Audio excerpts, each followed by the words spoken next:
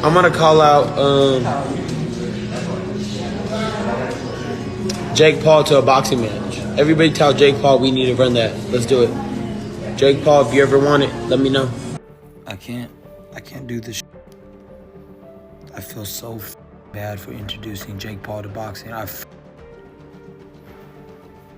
can't allow this to happen. I can't. He's disrespecting my sport. He's disrespecting everything. I don't know. Call my team, Jake. How dare you disrespect the sport like that? That's what I got from them. What did you get when you see them going at Jake Paul like that? I understand what I'm dealing with. Jake Paul is a master marketer. His nickname is the problem child. He wants you to love to hate him. That's why people fill out the arenas, and that's why people buy the pay-per-views. It's not everybody don't hate Jake Paul. You got a lot of support, a lot of people pulling for him, especially the younger generation. Ryan Garcia just confronted Jake Paul and calls him out for fighting Mike Tyson. Garcia was not one to hold back, especially when it came to calling out fights that, in his eyes, didn't make sense. So, when Jake Paul squared off against the legendary Mike Tyson, the boxing world was split. Some saw it as entertainment, while others, like Garcia, viewed it as a step too far. The fight itself turned heads for all the wrong reasons, and Garcia's reaction was as fiery as expected. Jake Paul, the self-proclaimed problem child, walked into the ring against Tyson, the heavyweight icon, with a lot to prove. Critics doubted him, fans hyped him, and Tyson wasn't exactly in his prime anymore, but his presence alone commanded respect. Paul played his part well, throwing more punches, landing some solid hits, and ultimately securing a unanimous decision victory.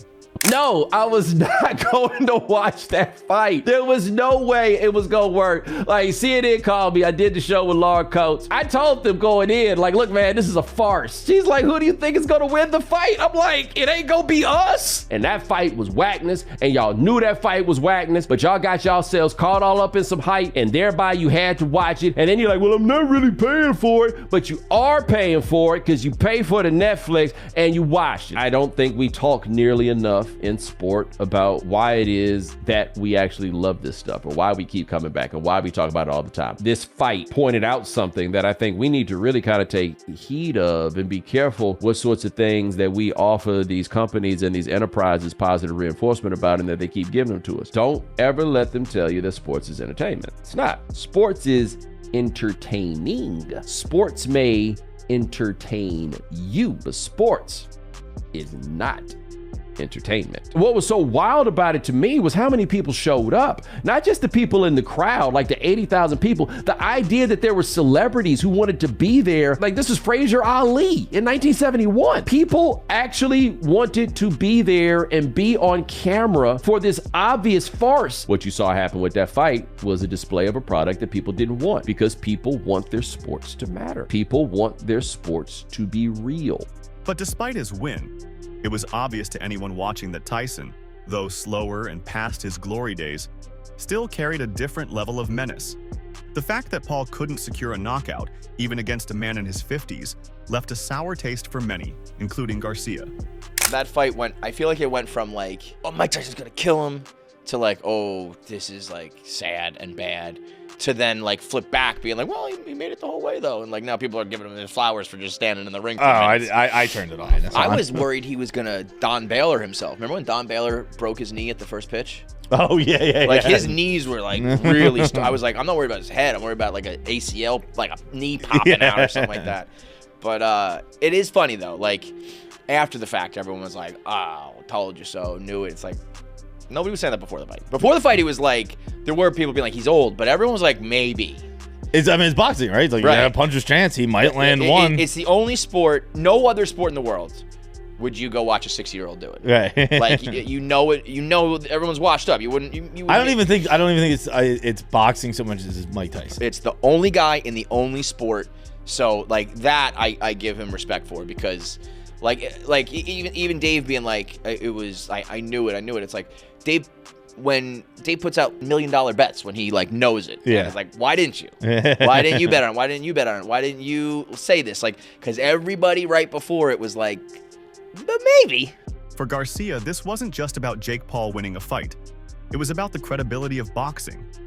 He saw himself as someone who had worked his way through the ranks, putting in the blood, sweat, and tears that make a real fighter. Seeing Paul, a YouTuber turned boxer, walk away with a win over Tyson felt like a slap to the face. The frustration built up, and Garcia didn't bother hiding it. He openly criticized Paul's performance, labeling it as underwhelming and unworthy of the hype. But it wasn't just talk. Garcia was plotting his own return to the ring and a clash with Jake Paul. In 2025 will be on his mind. In Garcia's eyes, Paul's rise to fame in boxing came at the expense of tradition. While Paul might have brought new eyes to the sport, Garcia believed the younger fighter had yet to prove himself against a real boxer in his prime. The Tyson fight, while a spectacle, did little to change that perception. And for Garcia, there was no better way to settle the debate than stepping into the ring with Paul himself. As the boxing community buzzed about the potential showdown, it was clear that this was more than just another fight. Garcia versus Paul could be a turning point, a clash of the old school and the new, where the stakes went beyond belts or records. For now, though, Garcia's focus remained on his December exhibition. But with every interview, every social media post, and every jab, both verbal and physical, it was obvious that Jake Paul was the endgame.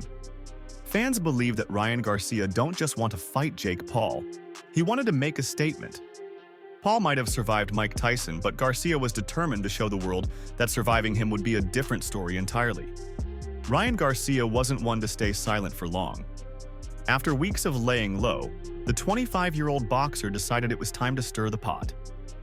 He took to X, formerly Twitter, to announce his next moves, dropping a post that made it clear he wasn't just sitting on the sidelines waiting for his suspension to end. Instead, he was scheming, plotting a comeback that would shake things up in the boxing world. The post was bold, unapologetic, and filled with enough spice to make fans buzz with excitement. Garcia laid out his plan step by step. First up was that exhibition match in December against Rukia Ampo, the same fighter who once stepped into the ring with an aging Manny Pacquiao and tried to make a statement. That fight in Japan was just the appetizer, though. The main course would be Jake Paul. Garcia didn't mince words, he wanted Paul, and he wanted to beat him bad. The reason, according to his tweet, was for fighting Uncle Mike. Garcia felt like Paul's recent victory over Mike Tyson was disrespectful to the sport and its legends. He wasn't going to let that slide without a challenge. To have 65 million people watch, those are Super Bowl-esque numbers in the early 2000s. Amazing return on investment. Netflix is probably the media stock for this generation. Netflix and YouTube. I wouldn't short it. Probably it's going to hit $9.50 by middle of next year if it stays at this pace. And if you look at how they're lining this up with the addition of Monday Night Raw, even if you're not a wrestling fan, they're going to draw a big audience. Then they're going to have the Christmas game for the NFL. Well played. This reminded me a lot of when 50 told Ja not to do melodies, and then 50 came in and did the melodies and helped take down Ja's career. I think Netflix has done a brilliant job at destroying linear television and then turning their platform into a better version of linear television. Monday through Wednesday, you can watch whatever you want to on demand. And even though there were some glitches, problems are going to happen when you have that many people watching on the platform. But I guarantee they will have this fixed by the Christmas game, by the time Raw comes out. I'm super bullish on the stock. And if you short it this morning, Espiritu Santo, I'm so sorry. Shame. Mistake. Meanwhile, Jake Paul was riding high after his unanimous decision win over Tyson. At 58 years old, Tyson wasn't the beast he used to be, but his aura still carried weight. Paul had bulked up to a career heaviest 227 pounds for the fight and used his youth and speed to dominate the 8-round bout.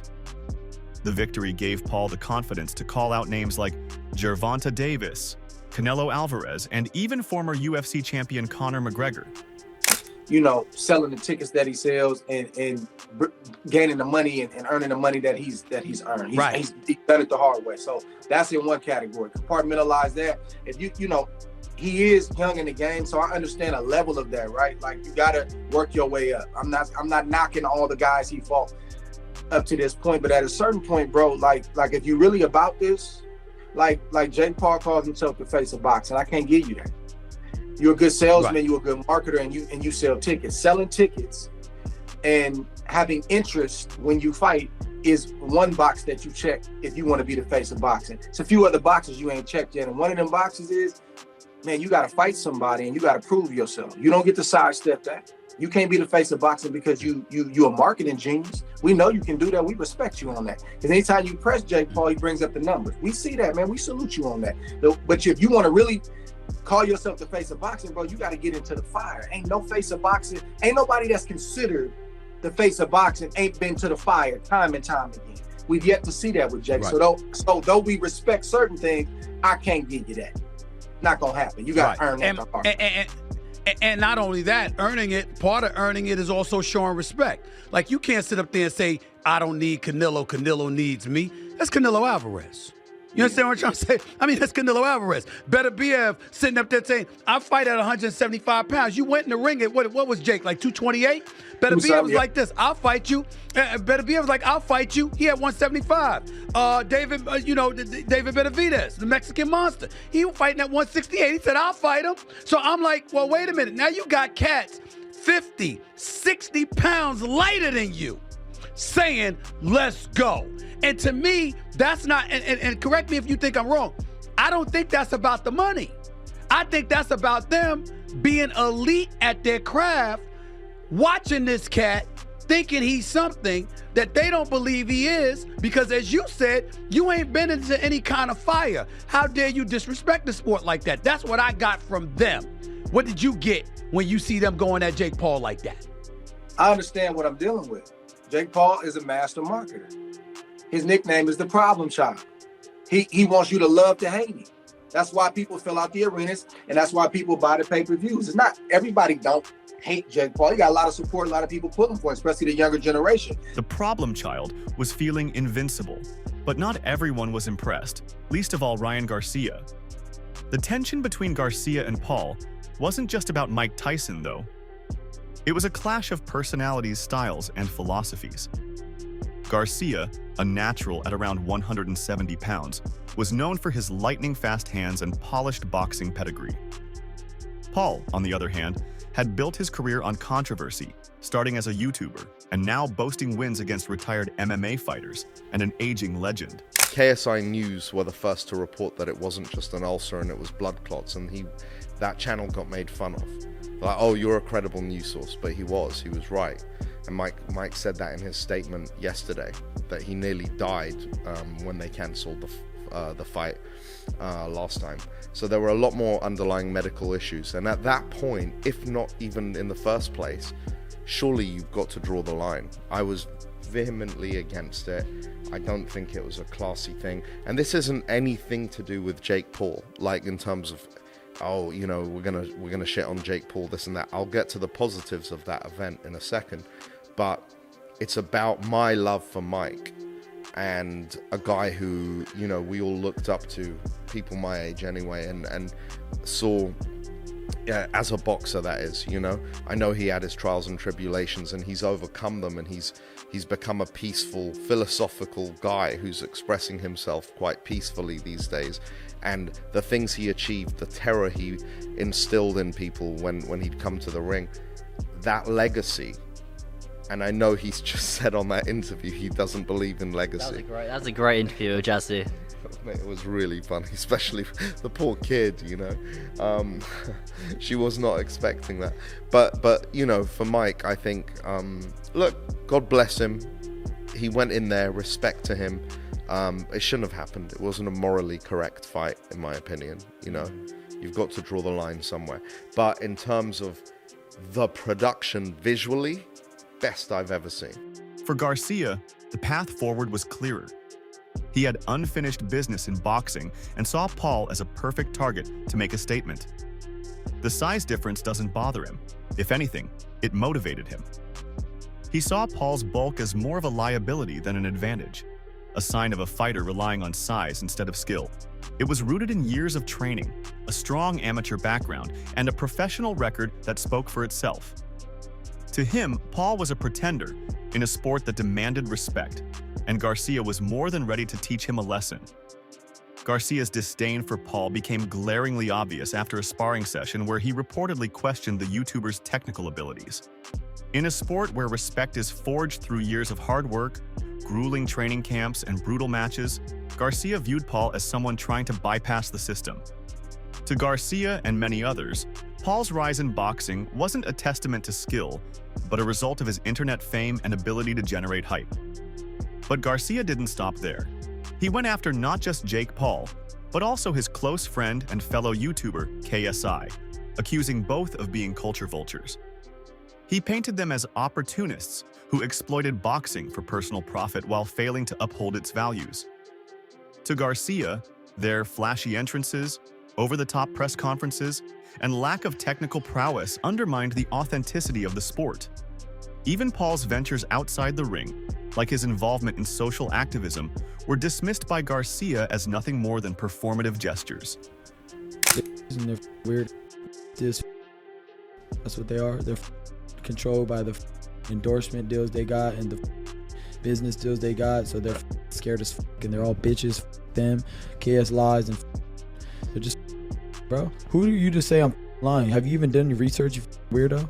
Like, oh, you're conspiracy theory, mental health issues. No, but you're and prime tastes like shit. How's the super sweet with no sugar? That makes no damn sense. Obviously, it's artificial. What if they came with a huge bag right now and said we want to sponsor you?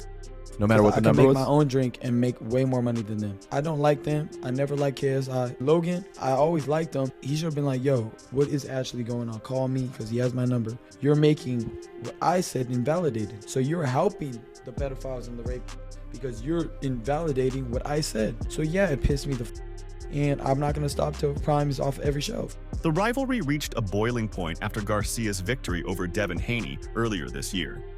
A fight that many believed showcased Garcia's elite skills. Following the match, Garcia took aim at Logan Paul's Prime drink sponsorship, even hinting at a cheeky connection between Haney's defeat and the beverage. It wasn't just a dig at Logan Paul, though. It was a shot at the entire influencer boxing ecosystem. Garcia's words sent a clear message. Boxing wasn't a playground for YouTubers, it was a sacred battleground that demanded respect. Meanwhile, Jake Paul wasn't one to let a challenge go unanswered. Fresh off a first-round knockout victory against Ryan Borland, Paul fired back at Garcia with equal venom. He called Garcia's antics desperate and even laughed off his technical skills, labeling himself the better boxer despite Garcia's years in the sport. Doing off some cocaina. That boy is getting that from Colombia or something. But that shit's strong. Ryan, I love you. You know that, bro, but you gotta chill out, bro. Because, like, there's a line and people, you just seem like you're losing your mind and acting thirsty and desperate and saying you're a billionaire when you had one money fight. Like, I'm just saying, just chill, bro. But if you do want to fight, that's, to me, light work. You got no footwork. And as long as you've been in the game, I'm a better boxer than you.